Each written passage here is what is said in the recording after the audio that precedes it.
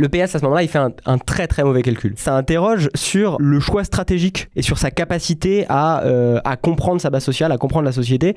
Si on veut parler dans les termes de Gramsci, c'est un peu l'inverse d'un intellectuel organique. Il ne comprend pas la dynamique sociétale dans laquelle il est fait partie. Et pas seulement de son électorat, hein, enfin du salarié en général quand même, parce que les chiffres de la Confédération ne se permettent pas toujours de le voir parce qu'ils font pas les statistiques par rapport au rapport de classe, hein, mais plutôt par secteur d'activité, mais plutôt que par rapport de production. Mais en fait, une grosse partie du salariat se trouve être dans les services, services à la personne, vente de détail, soins, enseignement, tout ça. Puis ça, c'est quand même beaucoup des secteurs à majorité féminine.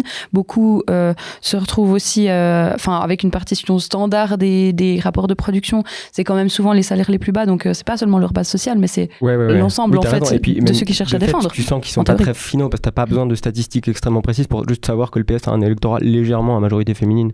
Oui. C'est intéressant qu'ils décident de taper là-dessus. Oui, c'est ça. Mais en soi, tu dis que c'est pas vraiment un intellectuel organique.